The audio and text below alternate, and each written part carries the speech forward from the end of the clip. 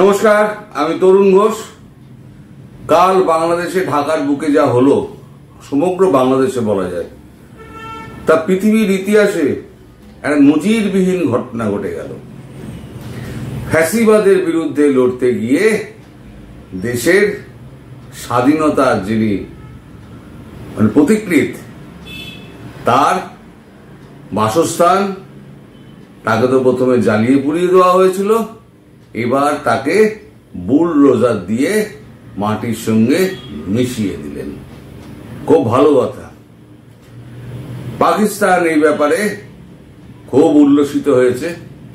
উল্লসিত হয়ে পাকিস্তান ডিফেন্স থেকে একেবারে উল্লাসে চিঠি পাঠানো হয়েছে, যেটা আপনাদের সমর্থনে।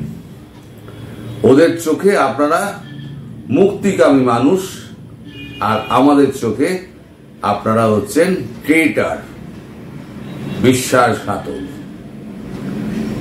সারা পৃথিবীতে আপনারা যে নিদর্শন খাড়া করলেন, তাতে একটা জিনিস বাংলাদেশের পক্ষে খুব ভালো হয়েছে।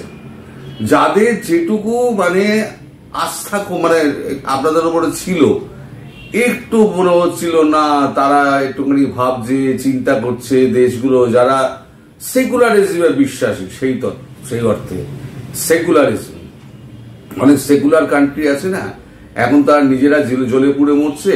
এই সেকুলারিজমের গান যারা গায়, তারা কিন্তু একটু একটু আপনাদের প্রতি সহানুভূতিশীল ছিল, বিশেষ করে ইউরোপিয়ান দেশগুলো। এখন তারাও নানান রকম অভিমত ব্যক্ত করতে শুরু করে দিয়েছে বিদেশি মিডিয়াগুলোতে। আপনারা যদি চোখ রাখেন তাহলে তো বুঝতেই পারবেন। আমাদের দেশে যারা বামপন্থী, যারা ফ্যাসিবাদের বিরুদ্ধে, তারাও এই ঘটনায় দুঃখ প্রকাশ করেছেন যে শেখ মুজিবের মতো একজন নেতা, তার বাড়ি শেখ হাসিনার বাসস্থান যেটা সুধা সদন, এবং সমস্ত নেতার বাড়ি ঘুরে ঘুরে আপনারা সারা বাংলাদেশে খুঁজে খুঁজে যেভাবে ভাঙচুর করে সমস্ত নষ্ট করে দিয়েছেন, তাতে তারা অত্যন্ত দুঃখ প্রকাশ করেছে। শুধু বাংলার বামপন্থীরা নয়, ভারতবর্ষের তামাম বামপন্থীরা একটা আজকে মিটিং ডেকেছে। মিটিং ডেকে একটা নিন্দা প্রস্তাব ডক্টর ইউনূসের কাছে পাঠিয়ে দেবেন। আর ডক্টর ইউনূস, আপনাকে আমি বলে রাখি, আপনার সময় যা ছিল সেই সময়কে আপনি আরো কমিয়ে আনলেন। সারা পৃথিবীর সমর্থন কিন্তু এখন বাংলাদেশের আপামর যে সাধারণ মানুষ, অত্যাচারিত মানুষ, গণতন্ত্রপ্রেমী মানুষ, তাদের প্রতি সারা পৃথিবীর সমর্থন রয়েছে। আর আপনার প্রতি রয়েছে চূড়ান্ত ঘৃণা এবং বিদ্বেষ। পৃথিবীর কোন দেশে গিয়ে আপনি শান্তি পাবেন না। এয়ারপোর্ট থেকে আপনার হেনস্থা শুরু হবে। আপনি যেখানে থাকবেন দিন রাত সেখানে আপনি গালি খাবেন, কারণ বাংলাদেশে তো আপনি থাকতে পারবেন না। বাংলাদেশে তো আপনাকে তো বাংলাদেশ ছেড়ে তো আপনাকে পালাতেই হবে। এই আপনার ভবিতব্য লেখা আছে, আপনার কপালে একদম লেখা আছে, আমি পরিষ্কার দেখতে পাচ্ছি। খুব শিগগিরই আপনাকে বাংলাদেশ ছাড়তে হবে। আর দুজনের কথা আমি বলবো, একজন আমেরিকা আর একজন প্যারিসে বসে যারা প্রতিনিয়ত কলকাঠি নাড়ছিলেন। ওইখানে বুলডোজার আছে, আমি বুলডোজারকে কয়া দিছি, বুলডোজার ওখানে যাও তোমরা। বুলডোজারকে বলেছি বুলডোজার সঙ্গে লয়ে আসো, সেনাবাহিনী যেই সামনে থাকে তাদের ওপর দিয়া বুলডোজার চালাইয়া দিবা। ভাইরে, তা ফ্রান্সে বসে কেন? বাংলাদেশে সেই আন্দোলনে মুখ হতে পারতেন তো। আপনি দূরে বসে ইউটিউবে এইসব করেন কেন? আপনারা এই দুজন ইউটিউবে বসে আপনারা মানুষ খেপান কেন? যদি কলিজায় দম থাকতো না, যদি সত্যিকারের বীর হতেন, তাহলে আপনি ওই জনতার মাঝখানে এসে আপনি তাদেরকে লিড করতেন, যে চলো আমি তোমাদের সঙ্গে আছি। এই আপনারা দুজনকে বলছি, আমি নাম বলবো না, একেবারে ঘৃণার যোগ্য এই দুটো নাম। তাদের মধ্যে একজনকে আমি একটুখানি তাও একটুখানি করতাম যে না বলার ক্ষমতা আছে, একটু খবর টবর রাখে, কিন্তু আর একজন তো যেটা ফ্রান্সে রয়েছে সেটা তো মানে পাতে দেওয়ার যোগ্য না। কিন্তু এই অপরাধে দুজনই কিন্তু সমানভাবে অপরাধী। আপনাদের কিন্তু সারা পৃথিবী, বাংলার মানুষ তো ক্ষমা করবেই না, ভারতের মানুষের কথা ছেড়ে দিন, বাংলাতে আপনারা টিকতে পারবেন না।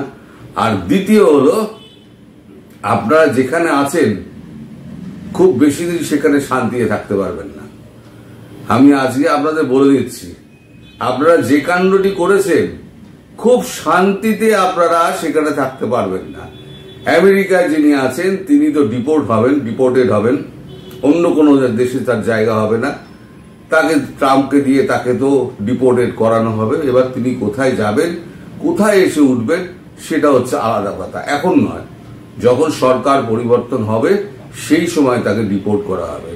আর ফ্রান্সে যিনি আছেন সেখানে ম্যাক্রোর সঙ্গে কলকাঠি নেড়ে তাকেও ডিপোর্ট করার ব্যবস্থা। সবই তো রাজনৈতিক আশ্রয়ে আছে, এদিকেও পার্মানেন্ট রেসিডেন্সিতে নয়, রাজনৈতিক আশ্রয়। যখন তখন রাজনৈতিক আশ্রয় কেটে নেওয়া যেতে পারে, কারণ এটা তো রিফিউজির তালিকা থেকে নাম কেটে দেওয়াটা কোনো বড় ব্যাপার নয়।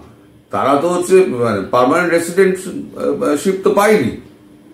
ফলে এদের কিন্তু শাস্তি কিন্তু ওই বাংলার মাটিতে হবে, আর সেই ব্যবস্থা কিন্তু ভারতবর্ষই করবে। আর আপনারা মনে করছেন যে আপনারা খুব বড় হিরো হয়ে গেছেন, আপনারা হিরো হননি, আপনারা বিগ জিরো হয়েছেন। সারা পৃথিবীর চোখে আপনারা ঘৃণার বস্তু হয়ে গেছেন।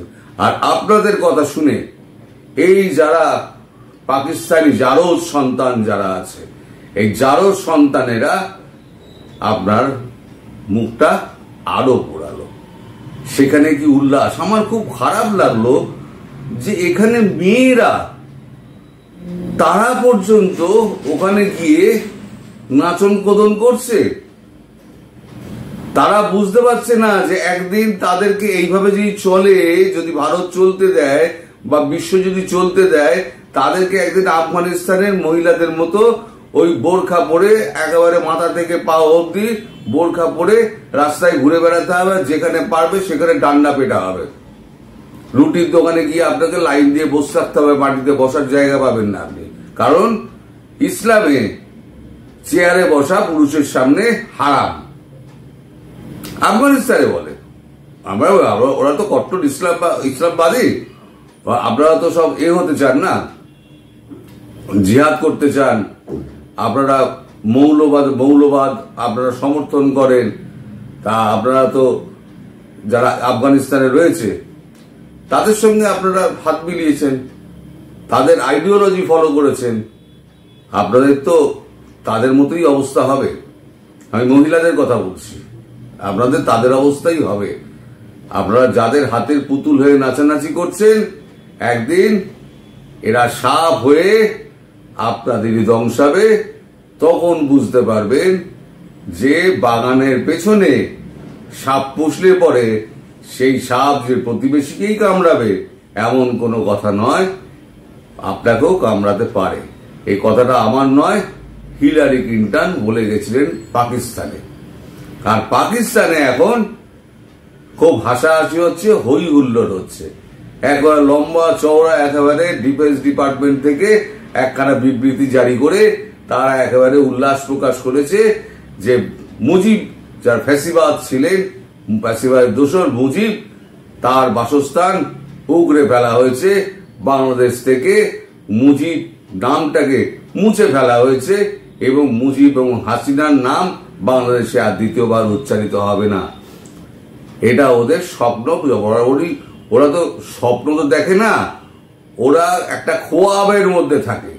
সেই খোয়াব খুব শিগগিরই এদের ধূলিসাৎ হবে এবং আপনাদেরও সময় আর একটু এগিয়ে এলো। যদিও বা একটু দেরি হতো, এবার আর দেরি করা যাবে না, কারণ এবারে রক্তবীজের বংশধর, মানে একটা রক্ত পড়লে পরে সেখান থেকে 100টা করে বেরোবে রক্তবীজ, তাকে বলে রক্তবীজ। এরা হয়ে গেছে রক্তবীজের বংশধর, ফলে এদের আর বাড়তে দেওয়া যাবে না। আজকে আমি ভেবেছিলাম পুলিশ চট্টগ্রামের পুলিশ কমিশনারকে নিয়ে একটা কপি করব, এই ভিডিও করব, কিন্তু আমার সকাল থেকে আমার মন মেজাজ খুব খারাপ, তাই ওইটা আর করতে পারিনি। আমি এটাই করলাম। আমার সমবেদনা, সমস্ত বাংলাদেশবাসীকে আমার সমবেদনা জানাই। আপনাদের প্রিয় নেতা, আমার প্রিয় নেতা বঙ্গবন্ধু, তার প্রতি যে অসম্মান প্রদর্শন করা হলো তাতে ঘৃণা জানাবার ভাষা আমার নেই। আমি আমার সহমর্মিতা শেখ হাসিনা প্রধানমন্ত্রী তাকেও জানাই, এবং আমি আশ্বস্ত করছি আপনাদের, ভারত যতটুকু যা করার ঠিক ততটুকু করবে। ওই বারবার বলছি, পেটের মধ্যে ক্যান্সার নিয়ে ভারত বসে থাকবে না। আর এদের হাল তখন আপনাদের করতে হবে, আপনারা বিচার করবেন, কারণ এদের তো আপনারা চেনেন, আমরা তো চিনি না। এদের বিচার আপনারা তখন করবেন। আর এখন যারা এই সমস্তগুলো করে বেড়াচ্ছে, তখন তারা মার খেলে, তখন যদি বলেন স্বৈরাচার ফিরে এসছে, তখন কিন্তু লোকে আপনাদের দিকে থুতু দেবে, ফিরেও তাকাবে না। সবাই ভালো থাকবেন, সুস্থ থাকবেন এবং সাবধানে থাকবেন। নমস্কার।